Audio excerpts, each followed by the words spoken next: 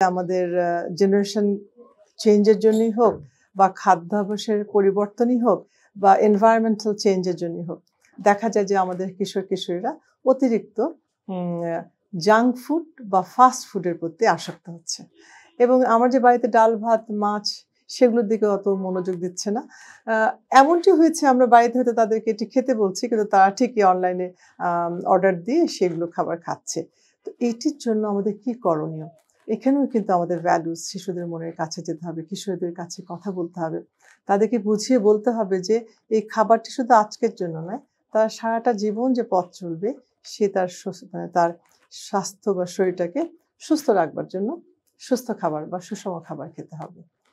তো এখন polycystic ovarian ডিজিজের সবগুলো অ্যাসপেক্ট আমি বলব না, শুধু বলবো খাবারের দিকটুকু, কারণ আমাদের সময়ের সংক্ষেপ রয়েছে।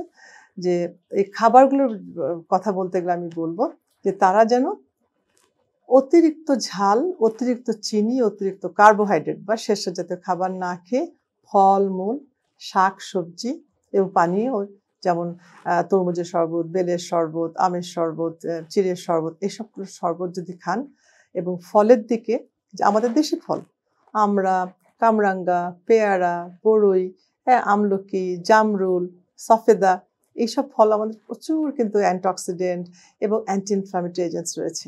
সেগুলো খেলে ওদের খুব ভালো থাকবে। পেঁপে খুবই চমৎকার একটি খাবার। তো এগুলোর দিকে আমাদের শিশুদেরকে মানে কিশোরীদেরকে খাবারটা বানিয়ে দিতে হবে ওইভাবে যাতে তাদের ওই খাবারের প্রতি আসক্তি জন্মায়। আর কার্বোহাইড্রেট জাতীয় যেমন ফাস্টফুড, স্যান্ডউইচ, পিৎজা, বার্গার, শিক এগুলোর থেকে তাদেরকে বিরত রাখতে হবে। এখন কিন্তু সবসময় সম্ভব নয়, হয়তো আমরা তাদের রুটিন করে দেবো যে সপ্তাহে একদিন তারা খাবে। আর প্রোটিনটা খেতে হবে, ডিমটি তাদের খেতেই হবে, মাছ মাংসের দিকেও যেটুকু বাড়িতে হয় সেটুকু খাবে। খাবারের পাশাপাশি তাদের অবশ্যই ব্যায়াম করতে হবে, কারণ তারা কিশোর, তাদের খাবার তো অতিরিক্ত কমানো যাবে না। ক্যালোরিযুক্ত খাবার দেবো আমরা, ক্যালসিয়ামের জন্য মিল্ক অথবা চিজ এগুলো একটু দেবো এবং ব্যায়াম করতে বলবো। আজকালকার ছেলে মেয়েদের এই ব্যায়াম থেকে বাইরে থাকাটাই তাদের মুটিয়ে যাওয়ার প্রধান কারণ। সুতরাং আসুন সকলে মিলে আমাদের কিশোরীদের যারা হচ্ছে আমাদের ভবিষ্যতের নাগরিক এবং ভবিষ্যতের জন্মদাতা, তাদেরকে আমরা সুন্দর করে গুছিয়ে আগামী নতুন প্রজন্ম হিসেবে তৈরি করি।